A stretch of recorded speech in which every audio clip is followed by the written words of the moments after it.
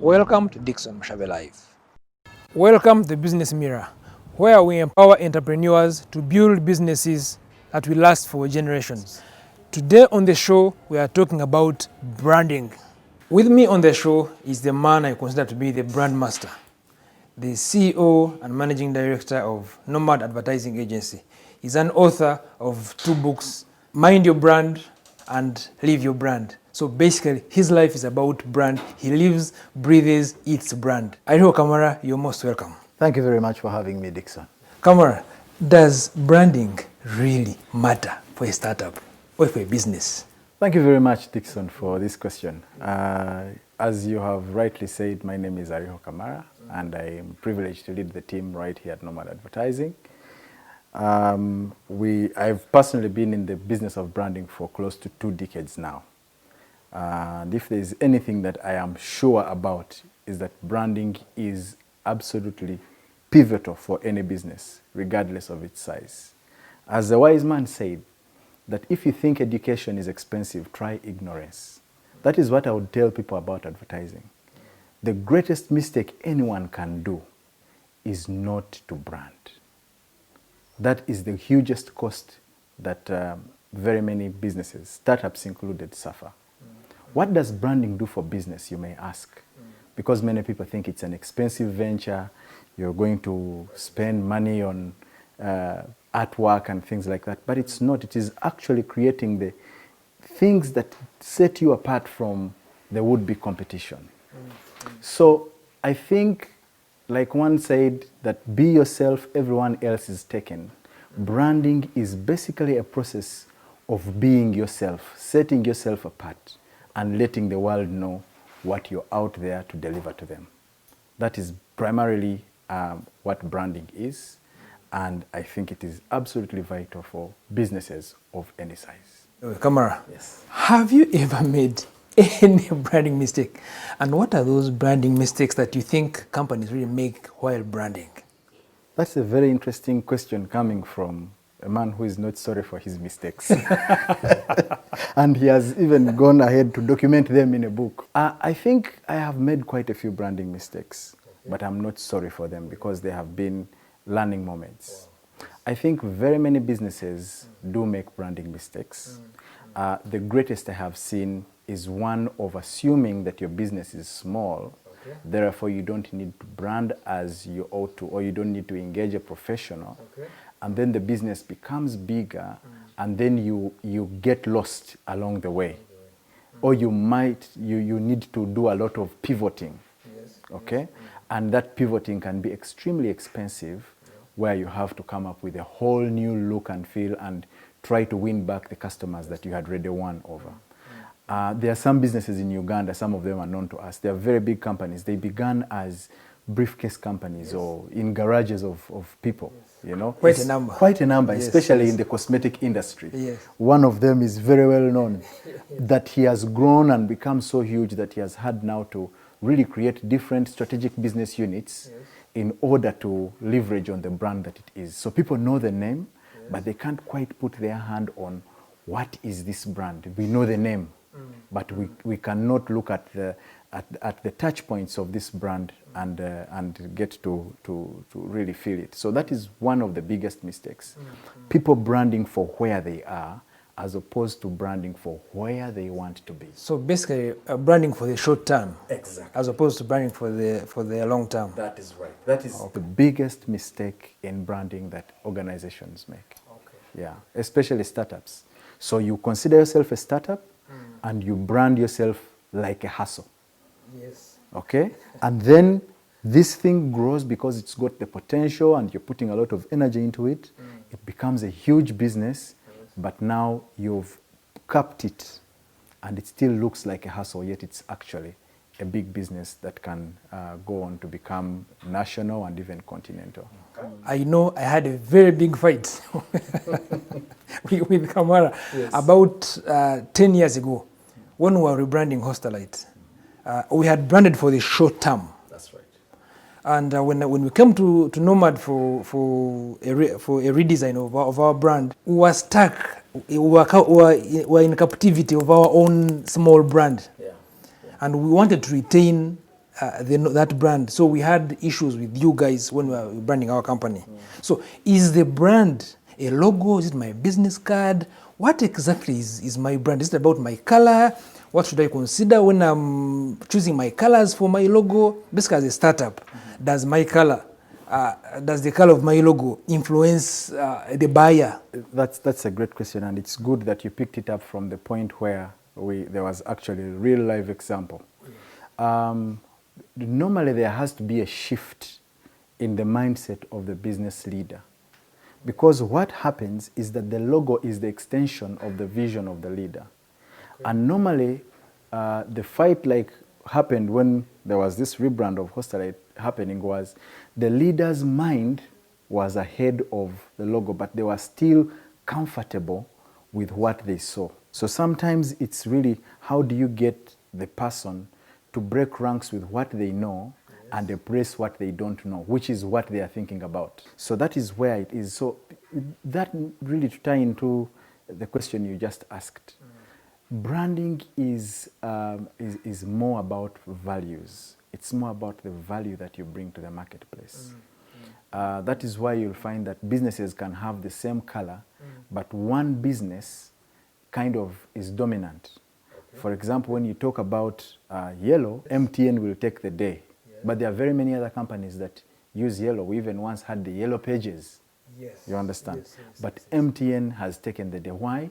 It's because they have been consistent with that color. Yes.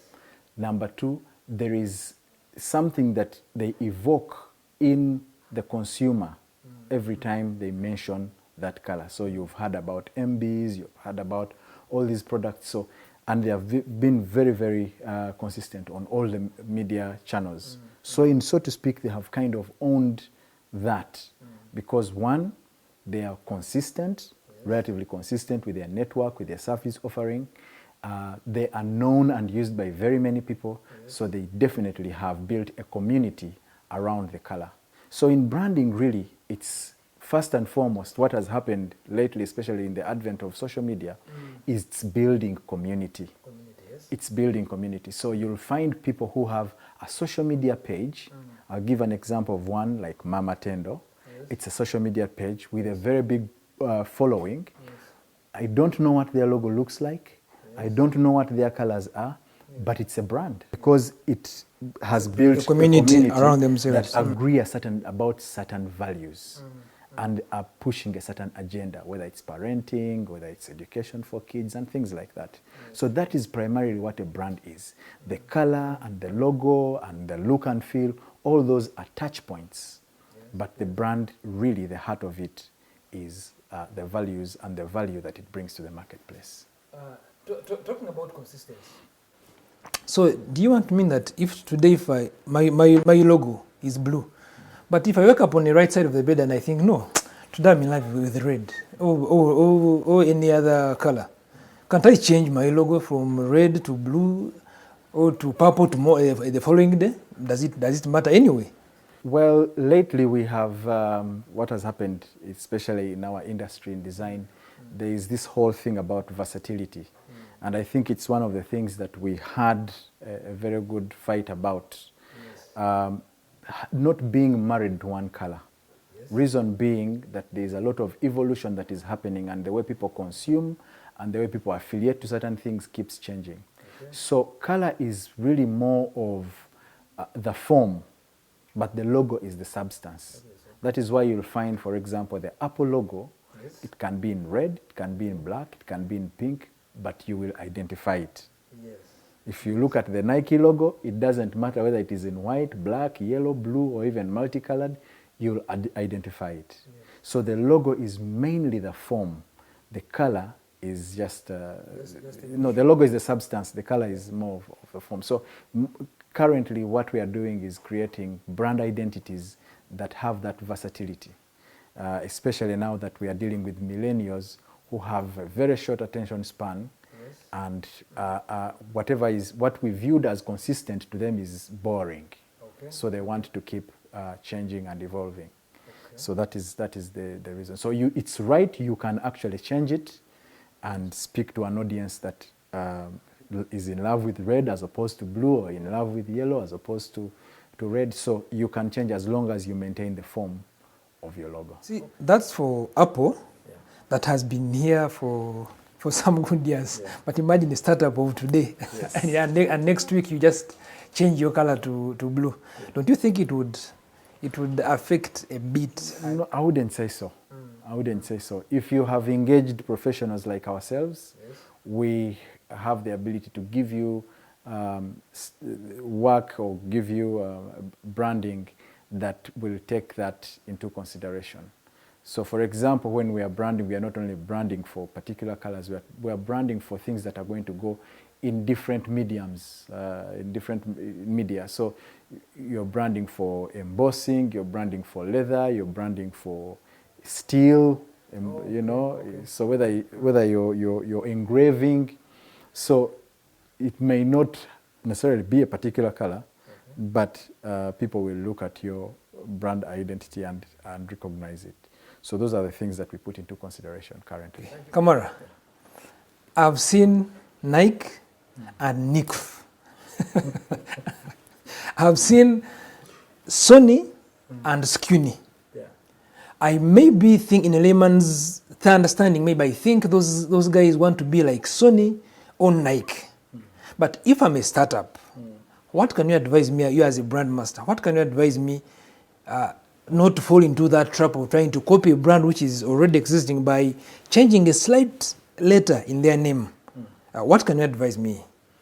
Well, I don't know if it's advice, but all I can say is that there are some people who like to reap where they have not sown. Yes, okay? Talk about it. So Sony has invested in that brand. Yes. And like we said, investing in the brand is not the marketing and the logo per se, but they have invested in the technology to make their equipment function a certain way. Okay. So that when people see the name, they know that it has quality attached to it. Okay. So the people who come in to plagiarize and to ride off of that, yes, do not want to put in the hard work of making sure that their product is good enough. So they are running to try and get the competitor's name yes, in order to sell their products. Yes. Now, that is extremely dangerous, and I would not advise any startup to kind of take that approach. Because what normally happens, and I have received wind of this, that in China there are people who assemble factories overnight, okay, to produce goods, those goods with yes, with Scuny and NICF.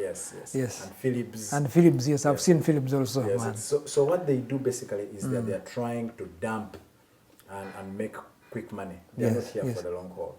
Oh, we encourage startups to take inspiration from such businesses, but then apply themselves and do something, that is authentic, that is truly theirs. So you're asking startups to be themselves. That's true. You're asking them to start small, with trust in their small brand, but to grow it with an inspiration from the Nike and the Sonys of this world. That's true. As opposed to renaming yourself Scuny.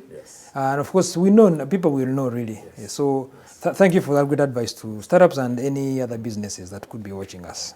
You know, the Global Entrepreneurship Monitor ranks Uganda as the most entrepreneurial nation in the entire world. Meaning we register the highest number of startups in this country than anywhere else in the world. That's wonderful, that is nice. But you see, these startups don't live to see their third, fourth, fifth birthday. In fact, actually, less than 50% live to see their 10th anniversary. Does it have to do with branding? Is it a problem with branding? I would like to say that yes, it is. Branding has a root in there, but there are several other factors that affect business. One of the great challenges that affect these startups is what we talked about, the short-term brand projection, if you will. So there are very many businesses that are registered on the account of one deal. So such a person is not interested in a brand. they are interested in having a transaction as opposed to a relationship with a market base and then go on to satisfy that market and grow with it and become and live for as long as maybe 10, 20 or even generations. So that is one of the big problems, that the big problem is that most of these businesses are registered on the account of one deal. So after that deal is done, they are not relevant. Okay? The ones that stay, the ones that stay and run maybe to the 3rd and 5th birthday, what normally happens after that is that the leader themselves, the leader of the business, does not have the systems in place to keep running the business. So they get tired. They get tired, they get disillusioned, they lack mentors, they lack people to help them. Okay, that's the leader or even plus the employees? Everything, because everything rises and falls on leadership. Yes. When you strike the shepherd, the sheep scatter. Yeah. So that's what normally happens, that the leader then loses focus. Maybe most of the leaders that I have noticed in our context in Uganda especially have what they call shiny man syndrome. So they go for the next shiny thing.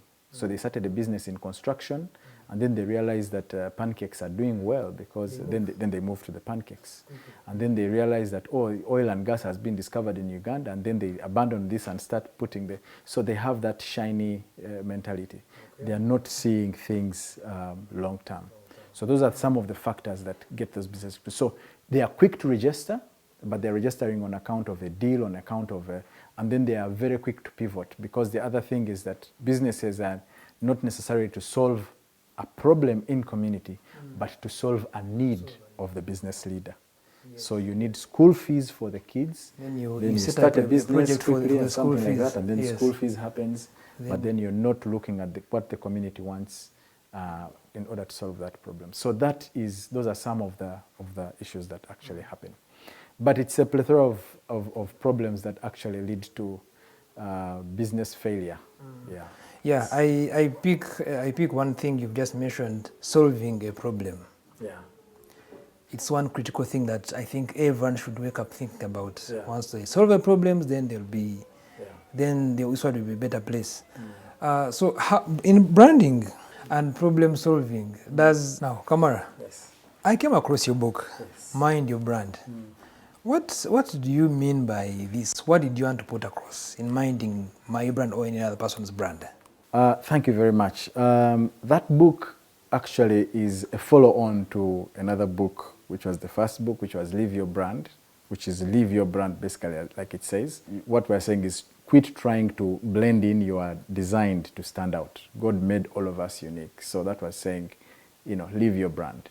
So the book Mind Your Brand is to say that now when you're living your brand, be mindful of your brand. Be mindful of it. As in, when you're running your race, don't look into the other person's lane. Mind your own business, like the Bible says.